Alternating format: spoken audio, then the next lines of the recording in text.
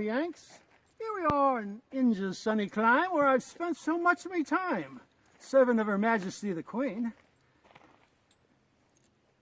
I understand you'd like to hear a little bit about the Webley. Well, I'm having a spot of tea just now. Oh, excuse me, I believe some of our native Democrats are getting restless. They want to take away our guns. Can you imagine? Let me take a minute and I will take care of this. See you in half a mo, eh? Here they come now.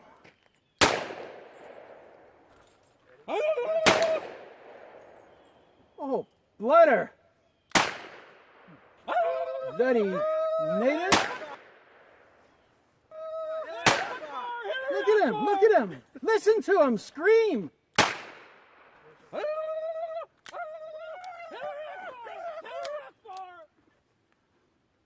Damn! Oh, Hillary Akbar!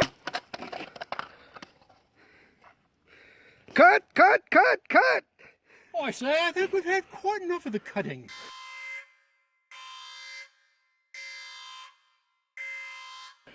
Hello, 45 Alpha Charlie Papa, and today we've got the gun only the British Empire could love. The Webley. So we've got a couple Webleys here. We got the old gunsmith here. He's going to give us a little tutorial of about the two particular guns that he's got here. Hello. I will make a promise that I will try not to break into an English accent any more often than is necessary, but it's so hard to do when you're talking about British guns. The Brits have, for some reason or another, been able to produce some of the ugliest guns ever produced. Maybe the only ones who produce uglier guns on a regular basis are the French. But today we've got two guns that were empire builders.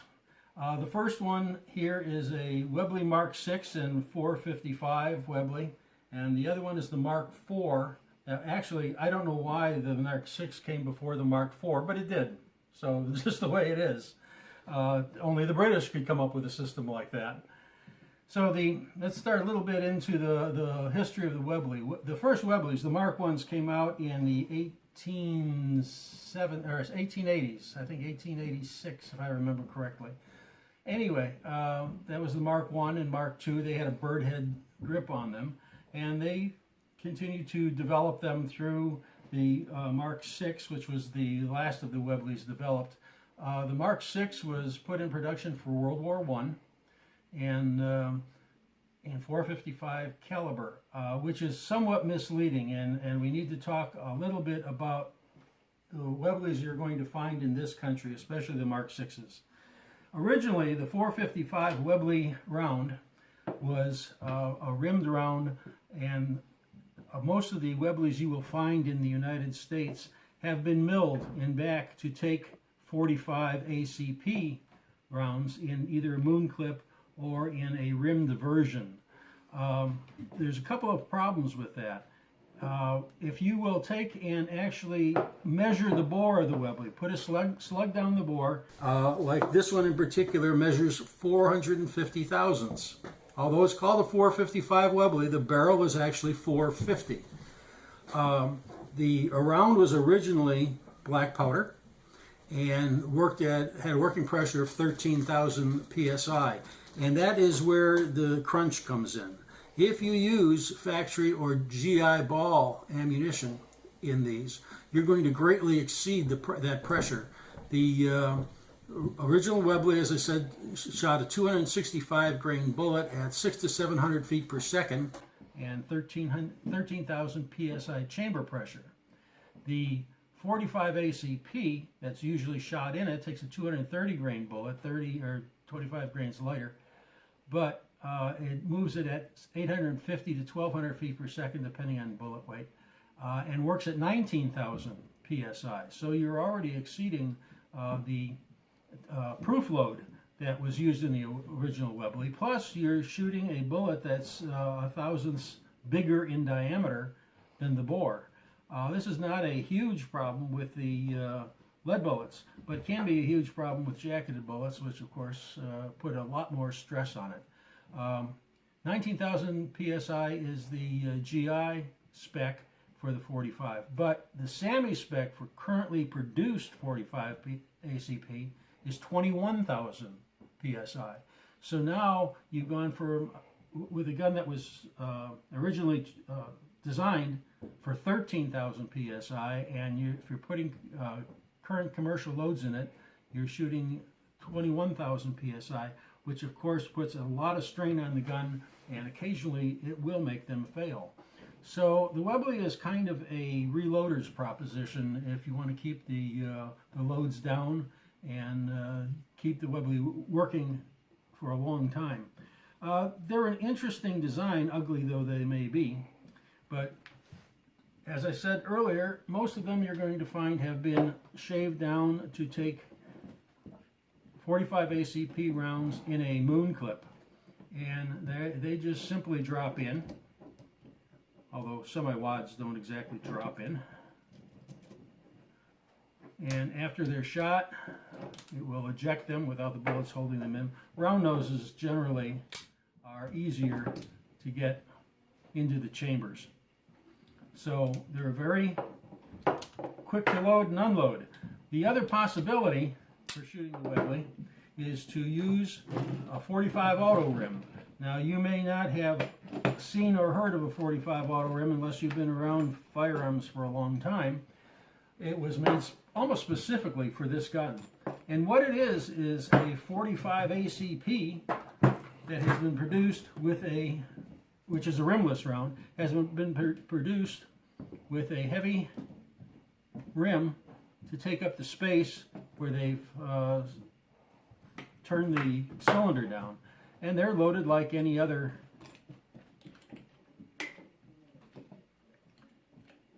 revolver, a rimmed revolver cartridge, the 38 or the 45 Colt or any of them. And they will lock up and operate in this gun just the way the Webleys were originally supposed to. And they self-eject when you open the gun, which was kind of neat. And as I said, the gun was never terribly popular here in the United States because it's known to be inaccurate and fragile. Well, it's not particularly either one if you will load it with bullets and loads for which it was designed. Like everything else, you will find some variations, but you need to work up a load. This particular gun was made in 1918. The Mark VI itself was adopted in 1915, a year after the First World War started, and it was adopted for the First World War. Of course, in the First World War, the original British Expeditionary Force were professional soldiers, and they had plenty of time to work with and learn to shoot the guns they had. Later on in that war, and going into the Second World War, they found that they were unable to put the training time in with their officers to get them to be able to manage the recoil of the Webley particularly well. And so that's when they adopted the Mark IV that we'll talk about in a minute. So I do want to suggest if you have a Webley, understand that the bore is probably 450, and you can push a lead slug down the bore and measure it and find out what your bore is. And yes, you can shoot the 451 diameter 45 ACP bullets, but I suggest you do it in lead and watch your loads. Remember that if you're using commercial ammunition, new Remington or whatever Winchester ammunition, you're probably pushing 21,000 PSI in the chamber that was designed for 13,000. So every once in a while, one will come apart because of that. It's not that the gun is deficient, it's that the ammunition we're using is not 455 Webley. So watch your loads, keep them down, try and keep them within the specs that the gun was designed for, and you'll have a gun that will last a lot longer. I've talked to some people that are using 454 bullets. That's kind of a recipe for trouble, obviously, when you're 4 thousandths larger than the bore diameter. Now, bore diameters of guns that were produced in the tens of thousands for war production won't necessarily all be the same. So you want to make sure that you slug your bore and have a good idea of what you're doing. The second gun we have here is the later Mark IV Webley. This was adopted in 1922. This is as World War II approached and they realized they were going to have more of a conscript army than a professional army. They decided that they needed something that didn't take as long for them to master. So in 1922 they adopted the Mark IV. Basically the Mark IV is a 38 Smith & Wesson. What they did do is they made their own bullet, which was a 200 grain bullet, heavier than normal, and they pushed it along at 620 feet per second, approximately. Again, your chamber pressure was set for 13,000 psi. And the reason for that, again, was these... Well, I don't know why they did in 22, because by then smokeless powder was already invented, but nonetheless, the British, being very traditional, to say the least, decided that they would run the gun at the same pressure. That kept the pressure, the recoil down, and it was quicker for someone to learn to shoot it. They called it the 38-200, with a 200 grain bullet at 620 feet per second. A lot has been said about the 38 S&W not being a very potent round. Let me put it this way: the 38 S&W and the 38 Special are so close that it hardly matters. Right now, the commercial 38 Smith & Wesson with a 158 grain bullet goes at 767 feet per second. Standard 38 Special 158 grain lead load is pushed at 770 feet per second. So by going from the 38 S&W to 38 Special, you're gaining a grand total of 3 feet per second. This means that the 38 S&W will give you about the same performance as the 38 Special. So, and of course the 38 Special can be loaded hotter because it's newer and all of that. I'm just talking baseline here to give you an idea of what the power of a 38 Smith & Wesson is. This one does not take a moon clip the way the 45 does.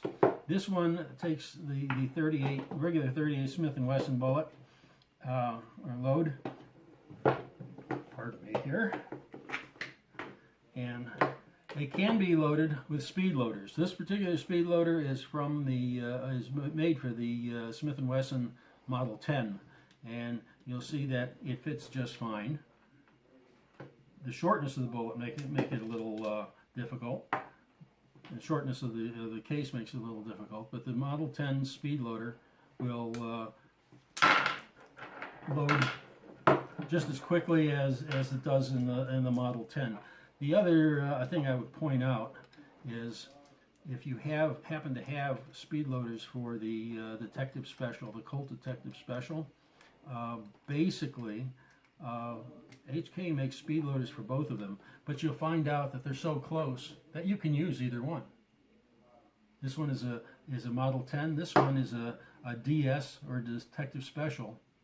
So they're that close, and you can use the DS and the 10 or the 10 and the DS, and you're not going to really find much problem at all. But so speed loaders are possible with this. Again, it's got the same Webley design with the automatic ejector. It's with the top brake design, and is quite functional. This particular gun was originally from the Singapore police, and it's come into the country. One of the things that they did to be able to get it in was drill a hole through here, and they put through a safety that slid back and forth. Really defaced the gun. When I got it, of course, there were holes there, nothing else. So what I did to make it look more presentable to my eye, at least, is I simply measured the diameter of the head of the screw and cut the screw off, the threaded portion of the screw off, and I Loctited 2 screw heads in either side, so that it looks like it belongs there, and they don't go through all the way through the wall of the frame, so that it doesn't interfere with the fall of the hammer.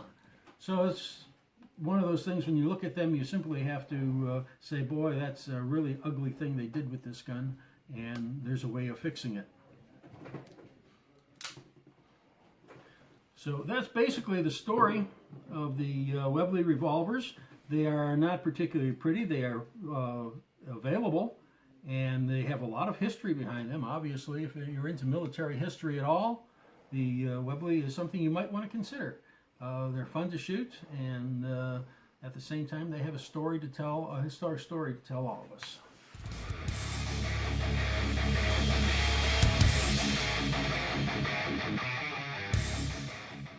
Thanks for watching. Please subscribe.